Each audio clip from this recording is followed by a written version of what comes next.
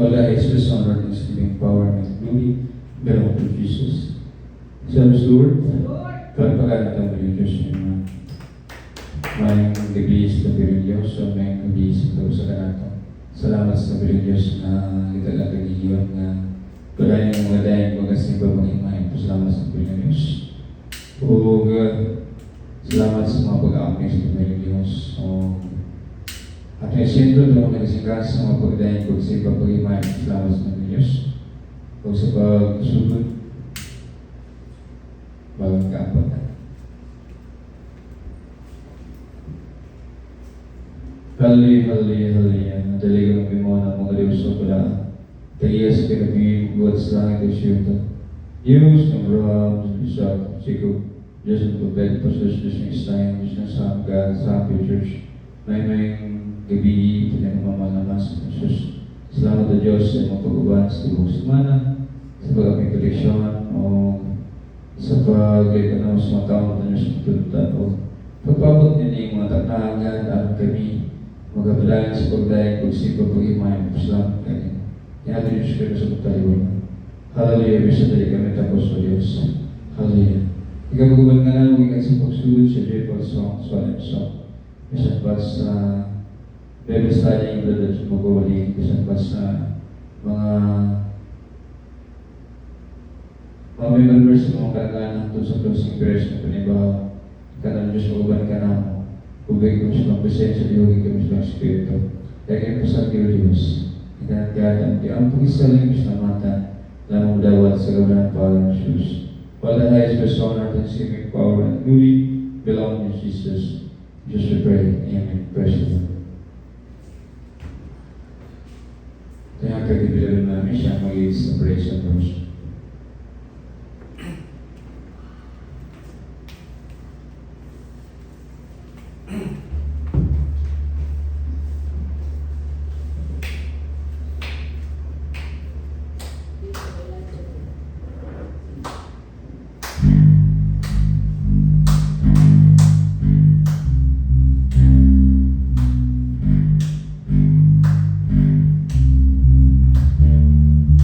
These are the days of Elijah, declaring the word of the Lord. And these are the days of the servant, Moses' righteousness being restored. And these are the days of the trials, of famine and darkness and sword. So we are the voice in the desert, crying, prepare ye the way of the Lord. Behold, he comes, riding on the clouds, shining like the sun. And the trumpet calls, so lift your voice, the year of Jubilee. Out of Zion's hill, salvation comes.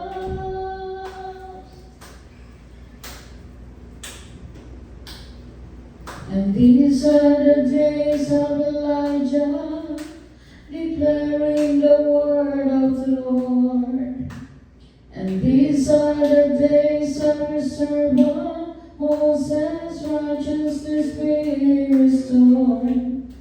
And these are the days of the trials, of famine and darkness and sword. So we are the voice in the desert, crying, prepare ye the way of the Lord.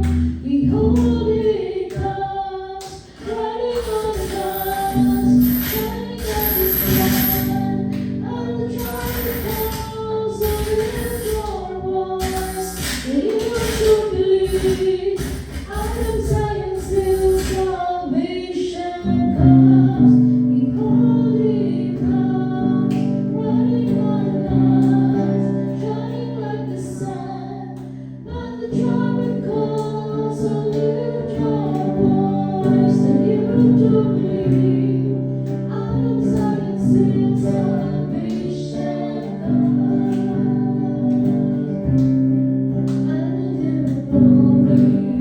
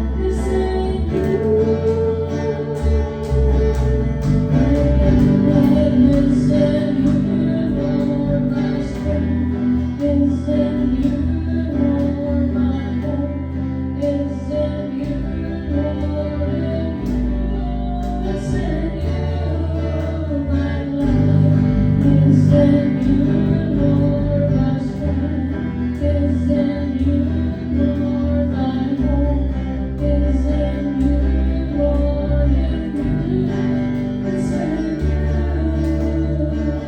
I know the rest of my soul is what God blessing and believe. I believe. I say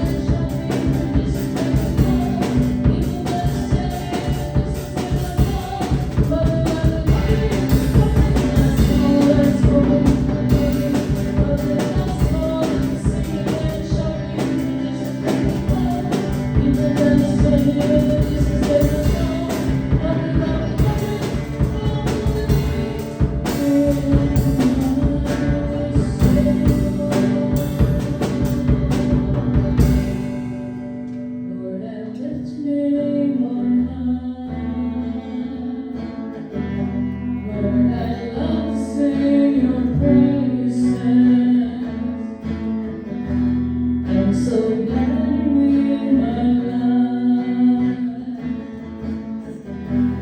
I'm so glad you came to save me.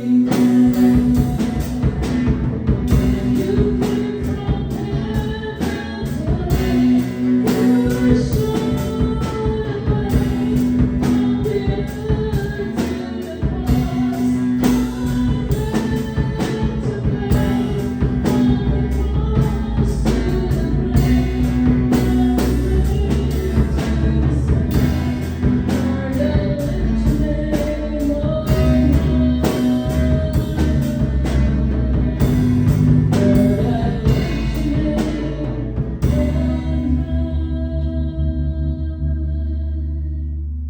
Praise the Lord.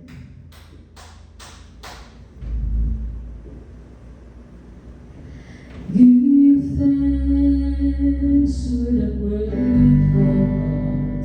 Give thanks unto the Holy One. Give thanks because He's given Jesus Lord, His Son. Give thanks with a grateful heart. Give thanks unto the Holy One. Give thanks because He's given Jesus Lord, His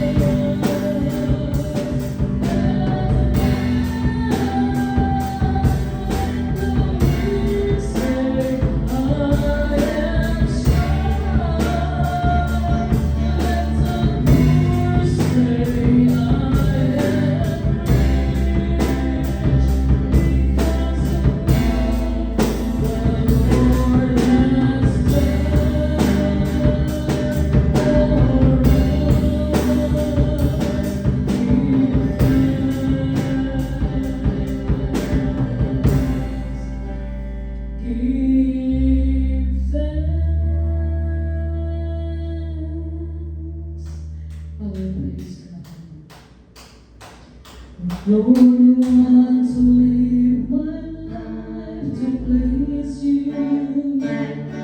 I bring my heart before you to Lord. Make me a vessel that I will shine for you as morning glory. To be pleasing you, pleasing you. This is all I really want to do. To be pleasing you, pleasing you. This is all I really want to do. Lord, it's my heart in full surrender. All that I hold here, I give to you.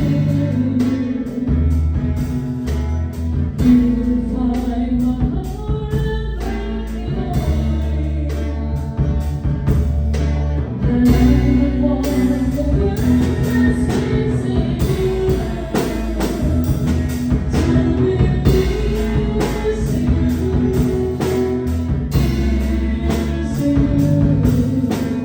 This is all I really want to do. To be pleasing you, pleasing you.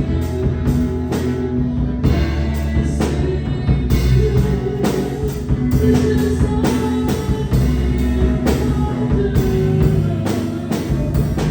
To be pleasing you, pleasing you. This is all I really want to do. To be pleasing you, pleasing you. This is all I really want to do.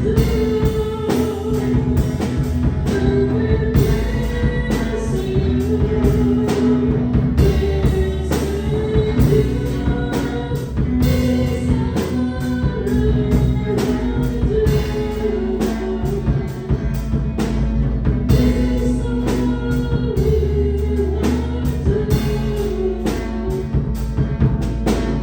This is all I really want to do.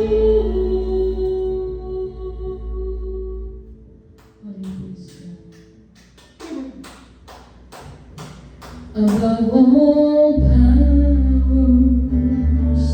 above all things, above all nature and all created things, above all wisdom and all the ways of man, you were before the world began. Above all kingdoms, above all thrones, above all wonders, this world is ever known.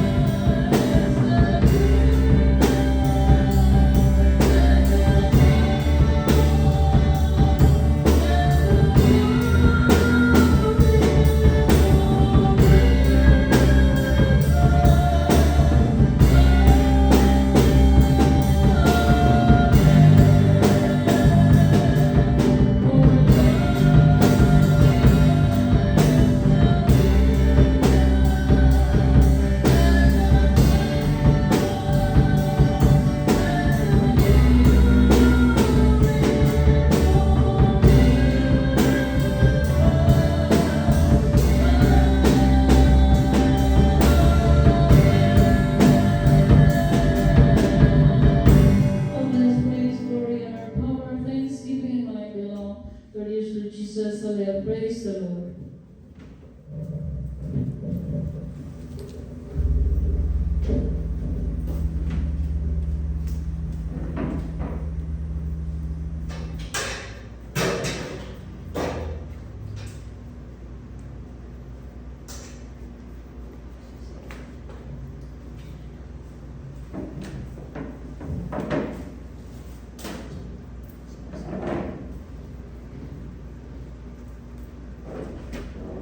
Ang kabayapaan ng ilang pag-ibig ko, mahal na pagkatawa. Lalo, mapagpala na sa atin ng ilang Diyos na sumasakin sa ibig ito. Amen? Church Lord, palapagan natin ito ng Diyos. Thank you, Brother Sandres. Thank you, Brother Mami, sa pagtulas ng praise and worship. At dadago tayo sa ating Bible study. Ating pong Bible study ay sa book of Deuteronomy. Deuteronomy, Kapitulo 25, versikulo 1 hanggang 19. Marami po dito ay hindi na applicable sa ating panahon ngayon, pero atin din babasahin at sasabihin natin kung applicable o hindi. No? So, kung ano man ang mga pwedeng i-apply natin sa ating panahon ngayon, atin po itong pagbulay-bulayan. No? Verse 1, halimbawa may pinagtalunan ang dalawang tao at nila ang kanilang kaso sa korte at idideklara na mga hukom kung sino sa kanila ang may kasalanan at walang kasalanan. Kung sinintensyahan ng hukom na hagupitin ang may kasalanan, padadapain siya sa harap ng hukom at hagupitin ayon sa bigat ng kasalanan na kanyang ginawa. So, dito, mayroong somehow similarity sa ating panahon ngayon. May hukom, may desisyon at paparusahan. No? Depende sa bigat. Pero, hindi na ganito ang procedure. No? Iba na. Kasi iba na yung ating batas ngayon. No? May kanya-kanya na kung ano man ang klaseng kasalanan. No? So, hindi na entirely na applicable siya. No? Verse 3, ngunit hindi ito higit pa sa apat na kung hagupit dahil magiging kahihiya na ito kung higit pa ron. So, hagupit yung kanilang penalty. No? Ngayon naman ay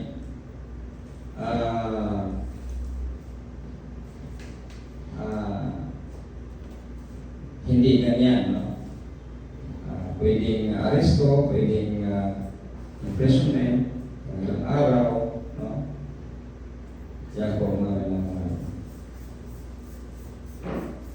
So, depende sa kaso. Yan po naman kasi meron ng mga kaakibat na mga kulong, no?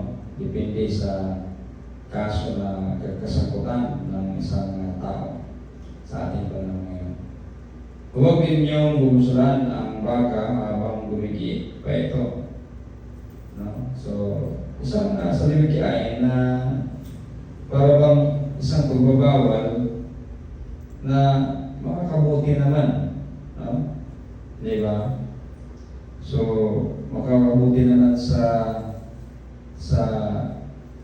mga tao o sa bayan na huwag mong pigilan. Yan po mga so yan po ang ibig sabihin.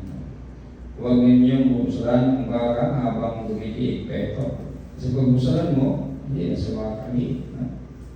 So yan po mga kung may dalawang magkapatid na lalaking nanirahan sa isang bayan at namatay ang isa sa kanila nang hindi nagkaanak, hindi makapag-asawa ang babae ng iba maliban lang sa pamilya ng kanyang asawa.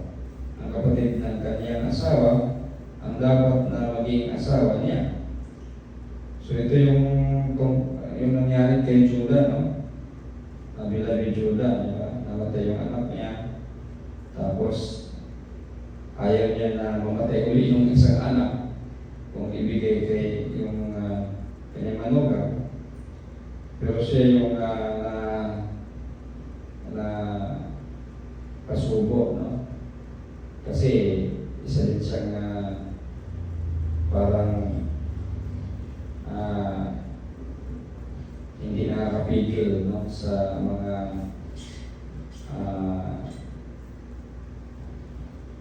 tentasyon, no? Kaya napasubo siya. So, di ba, napag-aralan natin yan tungkol sa mga nangyayari sa buhay ni Judah. Yan po namin. So, verse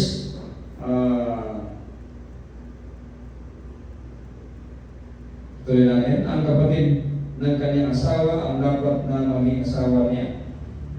Tungkulin niya ito sa kanyang hiwa.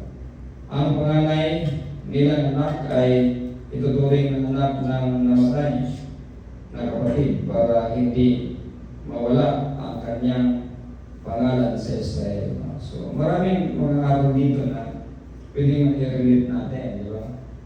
So, tulad ng tinanong ng mga Pariseo, no? Ng mga Saduceo na kung sino yung kung mayroong kabilang buhay, kasi hindi naniniwala yung Saduceo ng kabilang buhay, no? Kaya halimbawa daw mayroong isang babae tapos nagkasawa ng magkapatid na ilang magkapatid yun, isa namatay, sunod naasawa niya, namatay naman, sunod nasawa yung isa, no? Hanggang sa naubos. And then, tanong, sino ang mga kaangkin, no? Sa babae, sa pito ba yun, pitong magkakapatid na dumaan daw ang naging asawa ng babae, di ba? Yan po namin ang so maririnig natin doon itong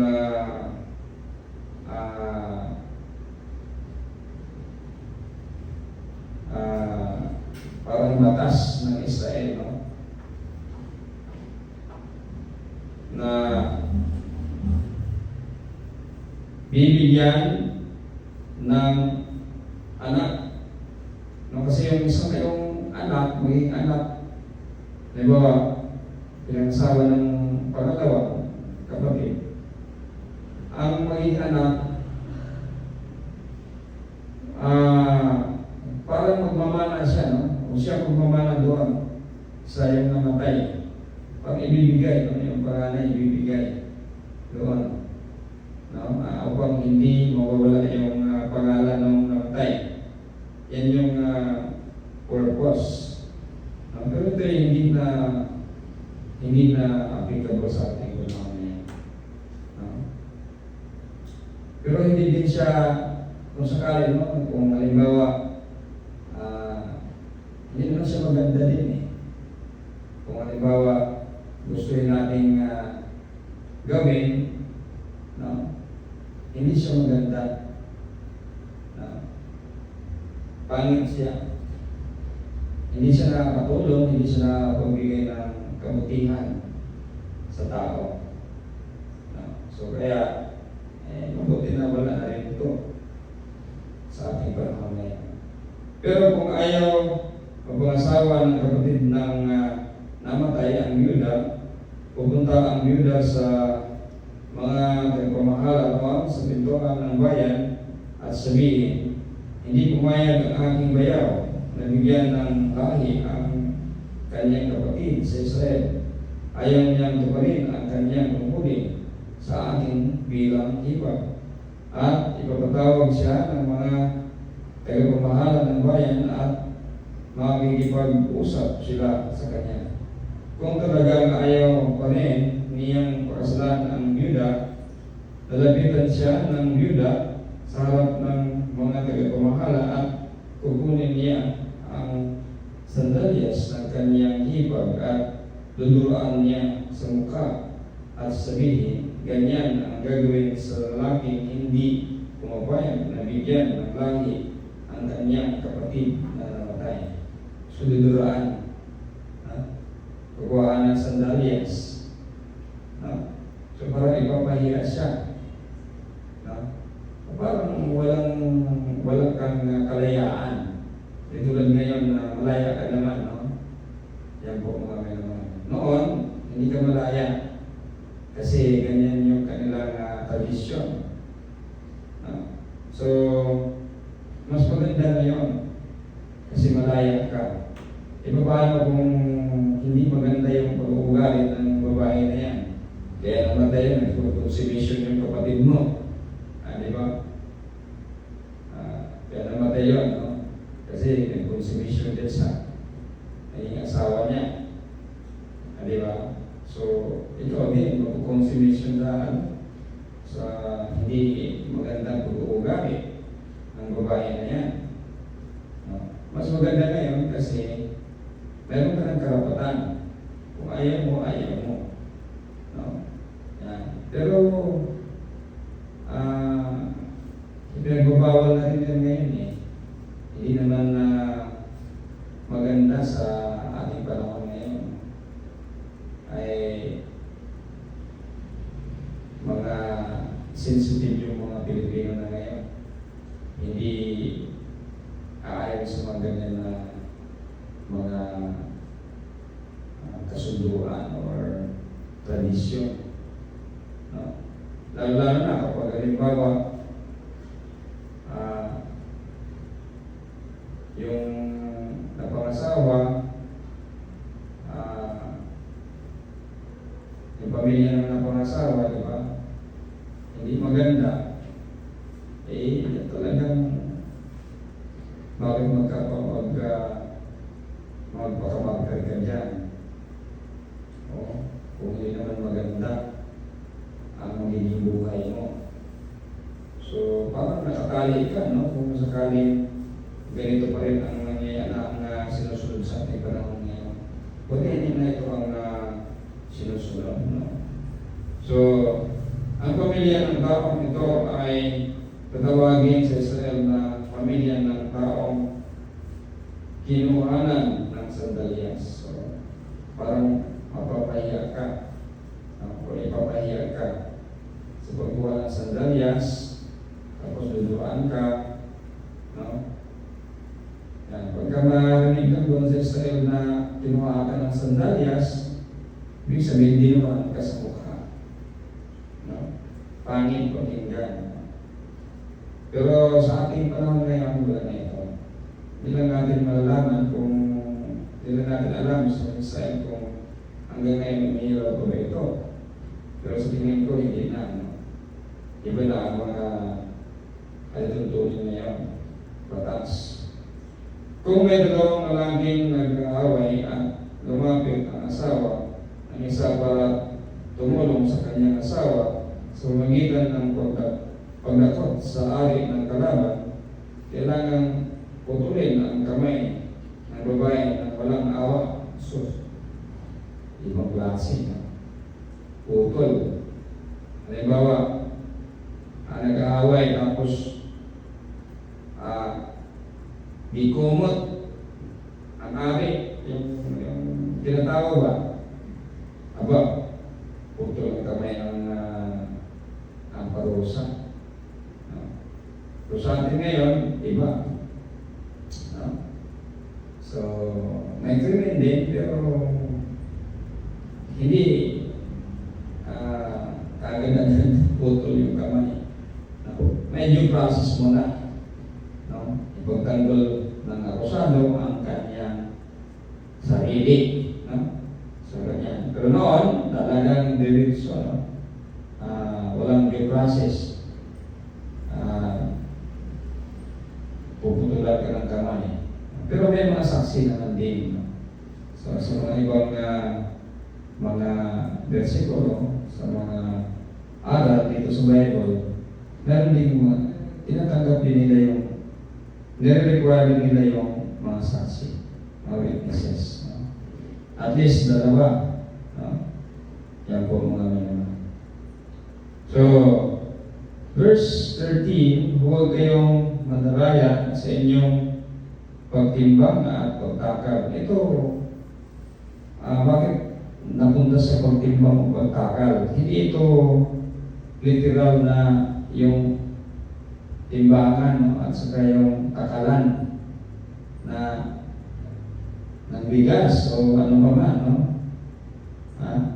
Ito po ay laging sinasabi dito, no? Maririnig mo, mababasa mo lagi, pero ibig sabihin po nito mga minamahal ay yung decision making. Yan. Huwag kayong mandaraya sa inyong pagtimbang at pagtakal na yung pag-decision mo. Kung ano yung tama, yun yung gagawin mo. Hindi yung pagtakpan yung mali. No? Ang mali, nagiging tama. Decision making po ito mga minamahal. Yung sukatan. No? Kailangan susukatin mo. No? Kung ano ang tama. Yan po mga minamahal. Gumamit kayo ng tamang timbangan at takalan para mabuhay kayo ng matagal sa lupain ibinigay sa inyo ng Panginoon na inyong Diyos. No? So, timbangan at saka takalan. Kasi yung decision making mo, di ba, hindi mo ng timbang-timbang mo ng imuhang mga na nahibawaan, no? May tungkol sa kanak ng mga akusasyon, no? Diba? So, muna natimbangan ang buko sa magdiri. Timbang nimo. Kinsa magyo sa kanini, kinsa magyo sakto ini. Kinsa magyo nagsulti o Ginoo ini. Muna, no? Timbangan o takalan mao nay ipo sa magdiri dili nang kanang timbangan o bugas. Dili, no? So, huwag mong dayain yung sayo, yung sarili mo na pagdidesisyon. Yan po mga naman. Dapat kinukonsider mo lagi ang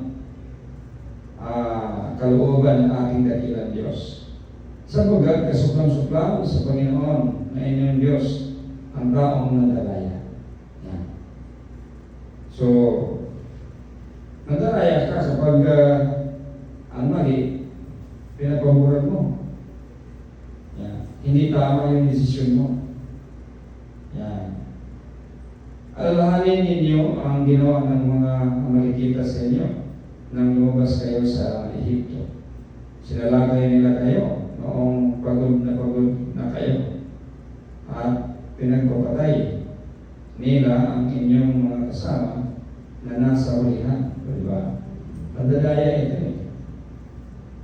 Hindi ito tama na ginawa ng Amalekita. Hindi pa sapat na hindi nila tinulungan, pinagpapatay pa. Diba? Samantalang wala namang ginagawa yung mga salita. No? Yan po mga naman.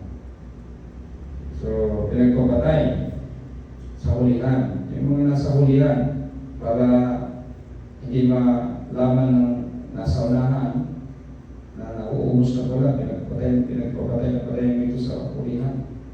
Yan po mga naman. So, mandaraya. Isang mandaraya po yan. No?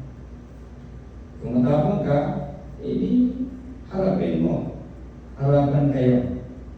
Yan po mga naman. So, wala silang takot sa Panginoon.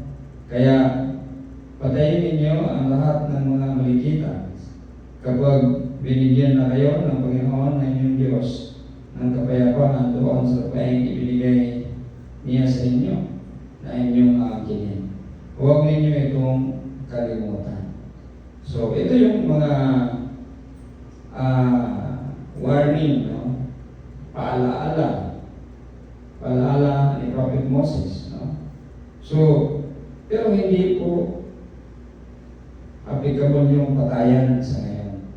Babalik tayo sa ating pinapangaral lagi na yung patay-patay wala na sana yan sa ating panahon ngayon. Kasi ang panahon natin ngayon ay saklaw sa pag-ibig ng mahal ni Jesus. No? Na inalay niya kanyang buhay para sa atin. Yan po mga memang. Pag-ibig ang umiiral ngayon. Kaya sa ating panahon, hindi ito applicable. Applicable sa atin ngayon ay pag-ibig. So, minsan, kahit na iniisip natin lagi ang Panginoon, minsan, dahil sa kasamaan ng karamihan, di ba, naapektuhan yung ating pananampalataya, no? So, kaya, minsan mag-iisip tayo ng masama. Yan po mga naman. Pero, ang aral na iniwan ng mahal ni Jesus sa atin ay pag-ibig. Lagi natin isaalang-alang ang pag-ibig ng dakilang Diyos sa atin. Upang tayo ay maging mabuti sa ating pamumuhay hanggang tayo ay aabot sa sulungan ng ating buhay. Kasi meron tayong sulungan, meron tayong katapusan. So, hanggat binigyan pa tayo ng hininga ng dakilang Diyos, no? Nandiyan yung pagpapala. No? Kapag iniisip natin, no, at pinapaniwalaan yung turo ng ating Panginoon. Ang turo na tayo ay magmahalan. Kaya sinasabi natin lagi,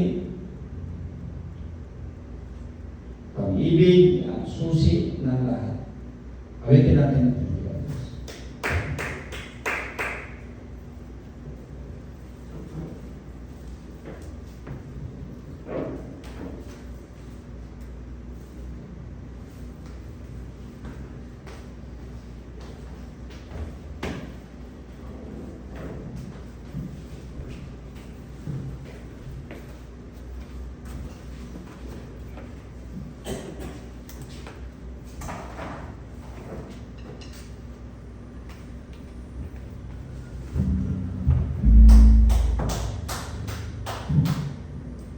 You deserve the glory and the honor. Lord, we lift our hands in worship as we magnify your name. You deserve the glory and the honor. Lord, we lift our hands in worship as we magnify your name. You are great.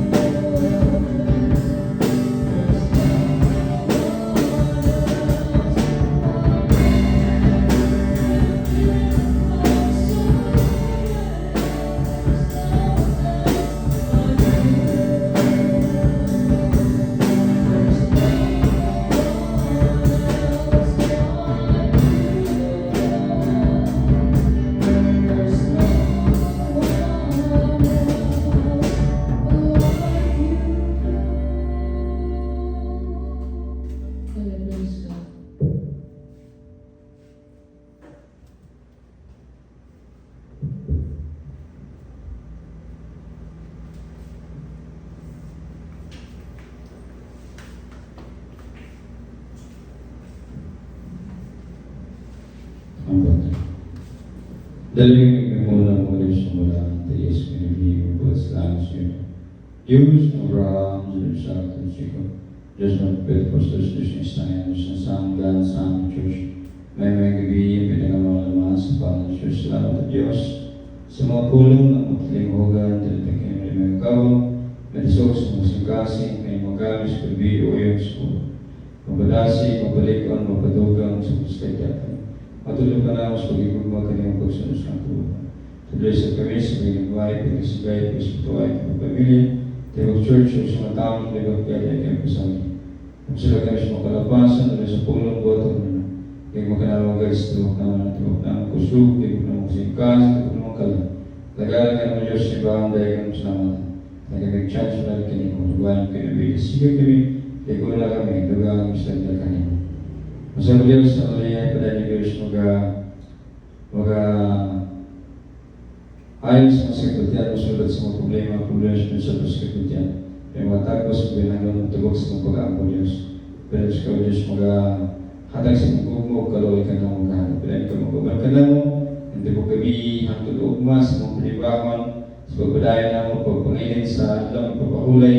Ikaw Diyos, pag-hatag ka na mo, kusog ka, wasog ka sa lawas. Pagbalik ka Diyos, kilay kami sa mga taong datan, Diyos, itong datan. O kanunan mo kaming ampingan, proteksyonan o Diyos. At kaya wala kami mahimok kung wala ikaw. Kaya ang pag-isaling, bislamatan, lamang dawat sa gawin ng Panginoon Diyos. All the highest Diyos, honor, thanksgiving, power, and glory belong to Jesus. In Jesus we pray, amen. Praise the Lord.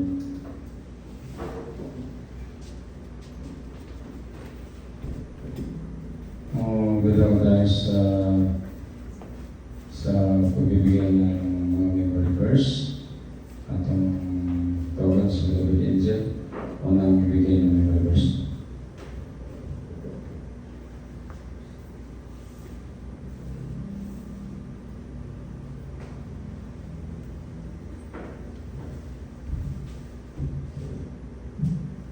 Chapter 3, verses 5 to 6. Trust in the Lord with all your heart and not on your own understanding. In all your ways acknowledge Him, and He will make your path straight.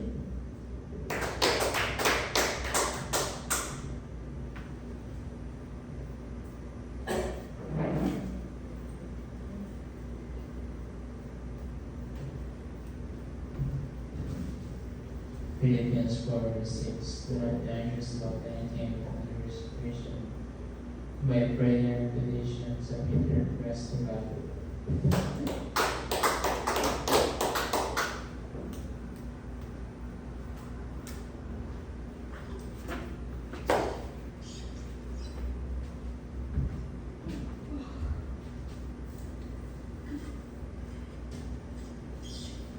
Second Corinthians chapter 4, verse 18.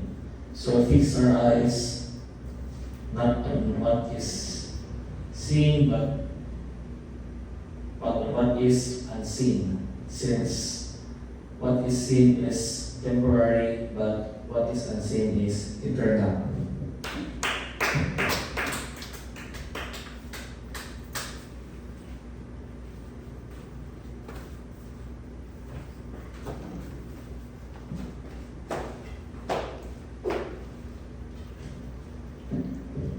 Proverbs chapter 22:6. Train up a child in a way he should go, so that when he gets old, he will not depart from it. Amen. Praise the Lord.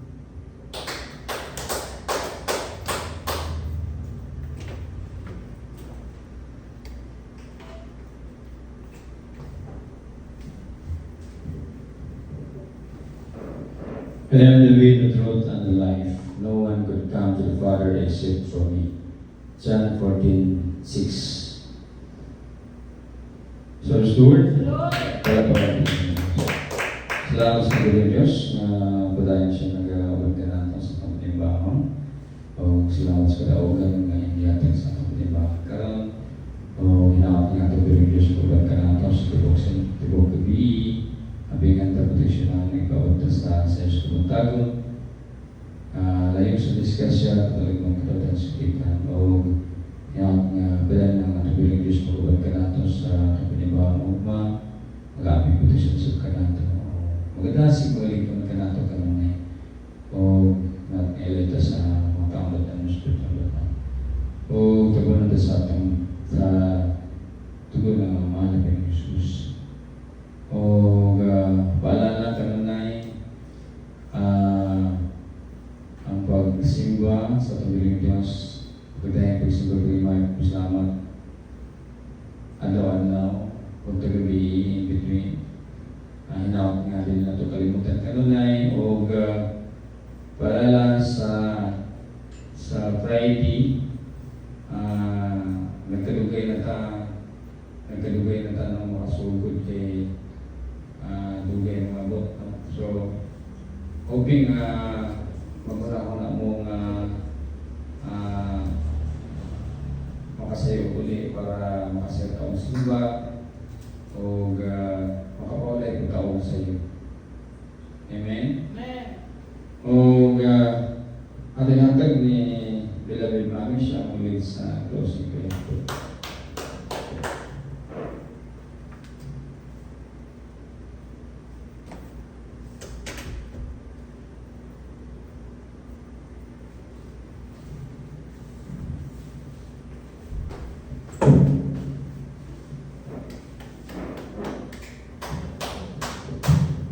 We praise God, all His praise, glory, honor, power, thanksgiving, and might belong to His Lord Jesus. We praise God.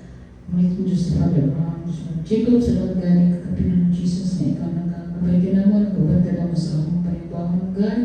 Naman Lord, sa imong pulong, ang magtalimugan, ang pagkain ng Jesus sa kasing-kasing, may mong gabay sa kinapayugan, salamat sa imong alam. Nang itong awit nun, o ginagkaroon ng kini, kanang mo dakan, ano naman sa imong Jesus o lagi sa gawin ng kahugan ng kinasaway, ginabalong ba't sa kaaway, sa in Jesus' name. Ubusipon, hilang trangkaso, hypertension, cystogenesis, cardiac, kidney stones, kasal, and healed in Jesus' name. Glaucoma, katalapis, katrinchon, sa pagbuko, mga panahon, pneumonia, leukemia, bronchitis, tuberculosis, diabetes, gingivitis, appendicitis, kasal, and healed in Jesus' name. Kasing, nagbarako ka sa kasing, sakit sa small large intestines, sakit sa tiil, sakit sa sciatica, kasal, and be healed in Jesus' name. Mind stress, physical stress, sakit sa kaluwasan, ikat sa ulo, hangtod sa palapa, kasal, and be healed in Jesus' name. Kasi sa kalalanan, kalawatan sa kita, kapamukan ng sa tuition, trabaho, pag-eskwela, yung sa trading, yung sa realty, kasal, in Jesus' name. Sakit kakuol, kasi nagtanay, magkagubot, o bigil-bigil ng interpretasyon, kasal, in Jesus' name. Hindi mong sunog, katalaman, kalawatan kasakitan, basta na yung nasod, kasal, in Jesus' name. Coronavirus, Nipah-virus, and bacteria, parasites, kasal, in Jesus' name. Jesus saves, Jesus heals, Jesus saves, Jesus heals. Jesus is the fountain of life for our hearers, but Jesus is our shepherd, there's nothing shall want. All this praise, glory, and our power, thanksgiving, and might belong to our hearers, Lord Jesus. In Jesus' name we pray. Amen. Praise the Lord.